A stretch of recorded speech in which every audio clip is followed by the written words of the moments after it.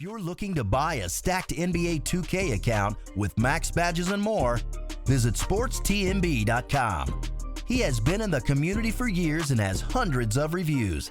Click the first link in the description to get your account today. Before this video starts, if you enjoy this video, there are many more like it already on the channel, with many more like it to come in the future, so subscribe. I'm trying to hit 100,000 subscribers by the end of the year, so I'd really appreciate it. I upload almost daily on this channel, so if you're looking for some consistent sports talk during the quarantine, this is the place for it. Also, drop a like real quick. It makes a massive difference and it only takes a second. I really appreciate that as well. Today, I felt like talking about the New Orleans Pelicans. Now, for why that is, I have no idea, but this is a team that I've been keeping an eye on for a while, really ever since the Anthony Davis trade, and I was of the opinion that they actually won the Anthony Davis trade, which was definitely a controversial opinion, but now I'm definitely feeling like I was right on that one. But today, we're going to talk about this Pelicans core and speculate on how far they can go as they stand now, as well as some potential changes they can make if this isn't quite enough. Now, the three main guys of this team really are Lonzo Ball, Brandon Ingram, and of course Zion Williamson. Now, Ingram made an all-star game this year, so I guess I'll start with him. He has made some ridiculous strides this season. If I'm not thinking of anyone else, either him or Bam Adebayo, I think should be the most improved player. He's averaged over 20 points, been efficient in the process. His defense has gotten even better. It was already good. And I think most importantly with him, his three ball has taken massive strides. Now, when this trade initially went down, I put out the opinion that I thought that Brandon Ingram would eventually be traded within a season, during the regular season or in the off season, because I did not think he would fit well with Zion Williamson, because thus far in his career he had not shot the three ball well, and when you're giving the ball to Brandon Ingram, you're really not helping Zion, and when Zion has the ball, you're really not helping Brandon Ingram, so it was just a bad fit.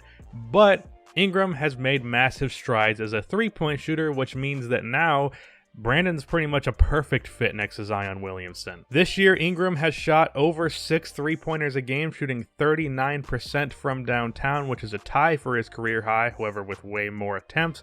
He's also playmaking better with 4.3 assists. Really, the perfect player to put next to Zion Williamson is a shot creator who can also shoot the three, play make, and play defense, and that's exactly what Brandon Ingram can do. Now, as for some strides I'd like to see him make, I'd like him to improve even further as a three-point shooter. If he could become a damn great one, like I'm talking like top 5%, that would be amazing. And if he could further his playmaking to be more like a 6 assists per game guy, that would also be great. But as of right now, I think Brandon Ingram is a perfect fit with Zion Williamson.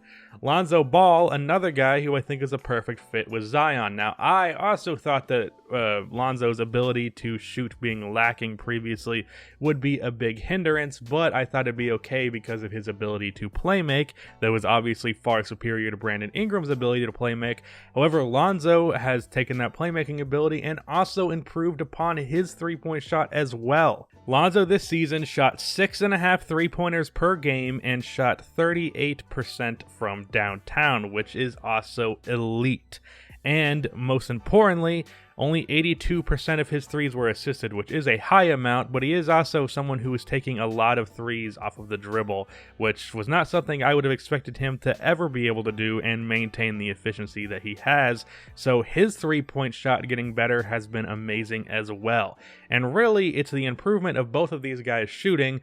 The Pelicans shooting coaches really deserve credit. They've got to be some of the top paid guys in their industry soon because they really deserve it. But the improvement of their shooting has really made me feel even higher on this Pelicans core than I already previously was. Because really before this, the whole opinion I had was this is a lot of talent, I just don't know how well it's going to fit, so they might have to trade one or two of these guys to make it work.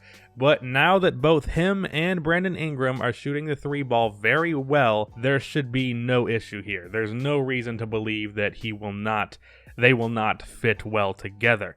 Now, Zion, of course, is the big guy here, literally and figuratively, and he is the most important piece here, because I think if Zion ends up being not as great as you would like him to be, then that really means this entire team falls short. But luckily, I think Zion showed in the brief just 19 games that he's played in the NBA thus far that he is that guy and then some. The dude averaged 23.5 points, 6.8 rebounds, and he did that shooting 59% from the field in just 30 minutes a game. If you take those numbers over to per 36, he was averaging nearly 30 points per game in his 19 games thus far relative to his minutes. Of course, per 36 is not a flawless stat to say the least, but I'm just trying to highlight the volume that Zion was putting up in the amount of time that he was playing. But as for the potential of Zion, one thing that has been disappointing with him has been his defense. I would like to see his potential be realized on that end. Of course, he was good at defense in Duke, but in the NBA, he's looked a little bit lost. I don't think it's lack of effort, and it's obviously not a lack of physicality. I just think his IQ on that end needs to improve, but with some good coaching, I think Zion will definitely still, at the very least, be a positive defender. I can't imagine a world where he isn't a plus defender in his prime. And outside of that, we all know what Zion is. He's great at barreling to the basket. He's pretty much unstoppable. The guy was putting up insane points in the minutes he was getting as just a rookie. The guy is only 19 years old. He's younger than me, and he was dominating the NBA like that. So I've got to believe that Zion is going to be a monster in the NBA. The only thing that's in question is whether or not he is going to stay healthy. And if he does, well, then I think the league's going to have to look out, because I think this Pelicans core is amazing. Now, if we're talking outside of the core, of course, there are some other young players on this team and some veterans. The guys that I really want to focus are both Jackson Hayes and Josh Hart. The Alexander guy, not Shea Gilgeous, it was Nikhil Alexander Walker, that's his name, I'm pretty sure. He had a great summer league, but he did not really look all that great in the regular season. For the regular season, he averaged 5 points on 34% shooting and 34% from 3, so that's not great, but it's only 41 games and 12 minutes per game. If he gets some more minutes and gets probably some time in the G League, he could develop into being a decent scoring bench piece. But Josh Hart, I think, has gone under the radar with this team and just how good he has been this year. This season, he's averaged 10 points and 6.5 rebounds, and he shot 34% from 3 on 6 attempts. Now, thus far, Josh has been kind of a disappointing three-point shooter, and I think that still kind of applies to this year. Hopefully, he can improve in those areas. The fact that he's a bad free throw shooter does not inspire confidence there. But the guy is a good defensive player. He's still a pretty damn capable three-point shooter. The guy was taking 6 attempts per game, which is a lot regardless of percentage. So he definitely has the confidence on that end. And then I do want to highlight this. Per 36, nearly 9 rebounds per game at 8.5 per game. The guy is a phenomenal rebounder at only 6'5", and this Pelicans team specifically, even though I don't think rebounding is as important as some people give it credit for, is going to be a great rebounding team because Lonzo, Ingram, Zion, Hart, other players on this team, all good rebounders. Jackson Hayes, I saw a video from a Funky Diabetic the other day questioning how good this guy is going to be, and I do think there are some people that overhype him, but at the very least, he's going to be a run, jump, and dunk guy who can defend the basket, grab rebounds, and catch alley-oops, and that's still a valuable piece to have. Now, will he be worth whatever contract extension he gets? Maybe not, but we can only wait and see on that one. But also, there are the veterans on this team, and vets that are not too old to not be a part of this team in a few years, other than JJ Redick, because that guy's like 48 by now. But Drew Holiday, I think there's a bit of a fit issue there because he's not a great three-point shooter. However, being able to have 3 ball handlers, really 4 because Zion's a pretty good ball handler in the game, is very valuable, as well as another really good playmaker. Good playmaking is really important to have with a guy like Zion who can help create Zion offense. And then defensively, Drew Holiday is going to make for one of the best defensive backcourts in the league alongside Lonzo Ball. He really already has done that.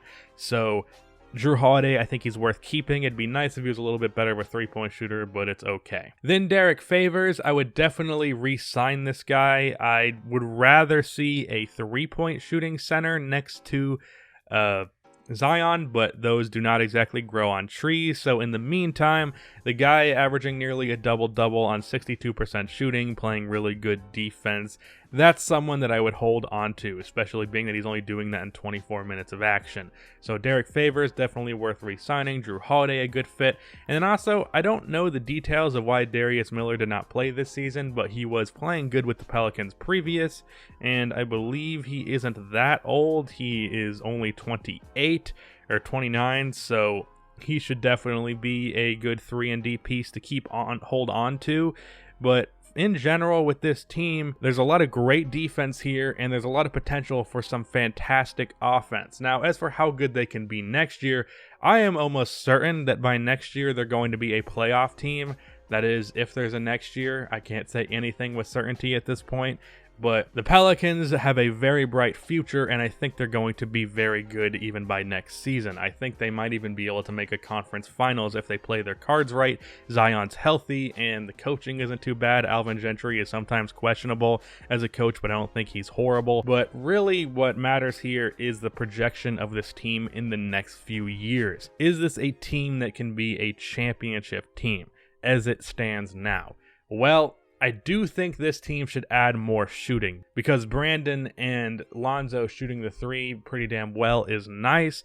Josh Hart, I think, can be a really good shooter, but outside of that, the shooting on this team gets a little bit questionable. I think the bench really should be filled with shooters, and I think this team really should be trying hard to find a center prospect that can shoot the three ball, because if you can get a guy like Brook Lopez, but obviously younger, that's someone that's really going to elevate the potential of this team. But really what matters most in terms of if this team can be a contender, this all really lies on Zion's gigantic shoulders.